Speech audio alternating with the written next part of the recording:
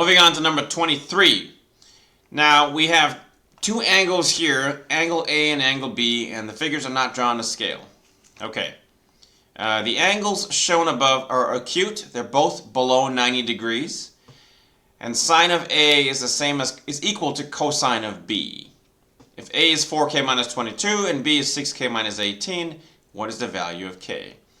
So this sine of A equals cosine of B tells us something about these angles A and B. So let me look at something real quick. Like I'll draw a right triangle. So here's a right triangle. Here's a right triangle. And I'll call this angle down here x.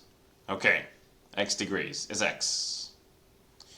Now, this angle up here, well, I'll call it y for now, but I want to show you something about the relationship to x. So I'll call it y for now. And you can see x plus y. Let's ignore degrees for now. So x plus y plus this right angle is 180. If I subtract 90, I can get x plus y equals 90. It tells you that the two acute angles in a right triangle will add up to 90. So they are complementary. In other words, I can subtract x here, and I can get that y must be 90 minus x. Oh, y, y. These are all degrees, but the point is that it's 90 minus x. So whatever angle you have at the bottom, that top angle is 90 minus that angle on the bottom. So, okay. If that's x, then this is 90 minus that. This is 90 minus x. And I want to erase some of these degree symbols, but just keep in mind all this is degrees. We're working strictly in degrees. So 90 minus x, all in degrees. So what we have is a case of x and 90 minus x, and these are complementary. So when you have complementary angles, sine of one will be cosine of the other. How come? Well, let's call this opposite side something. Let's call it k. Let's call this hypotenuse h. And let's call this other side something else. Let's say m. It doesn't matter. But what I wanted to show you is sine x and cosine 90 minus x. From this picture, if you recall sine and cosine and tangent, we're going to do so, ka, toa. Okay, so sine is opposite over hypotenuse and cosine is adjacent over hypotenuse. When I'm working with x, which is here, sine x, that means I have to do opposite over hypotenuse, which is opposite is k. You see the opposite side is k, and the hypotenuse is h, so k over h. Okay, the labeling is arbitrary. I just picked three letters, k, h for hypotenuse, k, and m. And cosine 90 minus x, which is this angle up there, cosine of 90 minus x, this is all in degrees. This time cosine is adjacent over hypotenuse. Adjacent, but the adjacent from this particular angle is k. And the hypotenuse of the triangle is h. So we have a case where they are equal to each other. Sine of x and cosine of 90 minus x are the same thing.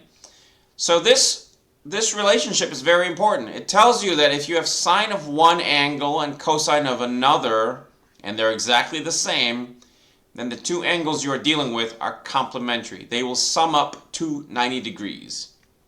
Okay, so with that, we're told, what we're told is that sine A is equal to cosine B. That has a very specific meaning.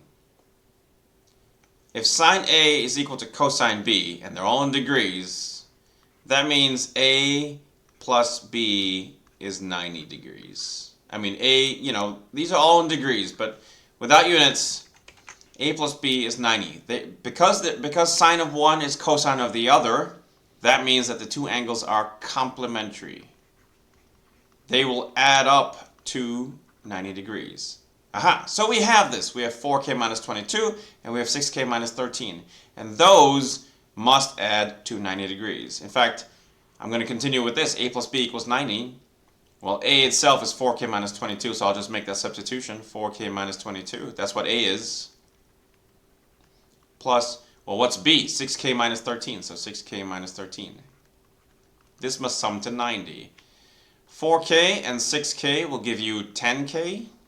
Minus 22 and minus 13 is minus 35 equals 90. We're almost done. Let me write that over here real quick. 10k minus 35 equals 90. We're going to add 35, and you get 10k equals 90 plus 35. Is that 135? My bad, that's supposed to be just a 35. And you would get 90 plus 35. I was thinking 100 because 90 plus 35 breaks 100. Okay, but you get 125. Divide by 10. Divide by 10. Feel free to use your calculator, but you would get that k is 12.5, and that's why the answer is C. Now, I know what you're thinking. Why don't I just use solver to solve the problem? And we can. Let's get the calculator out. And we'll go to math. We'll go to solver, which is at the bottom, so I'll scroll up. And we're going to do this equation. 4k minus 22 plus 6k minus 13. So 4x, we'll use x for the unknown, minus 22 plus 6x minus 13 plus 6x minus 13. And all that's equal to 90. So down, 90, down. And let's make some guess. Let's pick something in this zone. How about 10? Or 10.1. Always use obscure numbers. 10.14, something like that. Alpha solve, and it tells you the answer is 12.5, which is option C.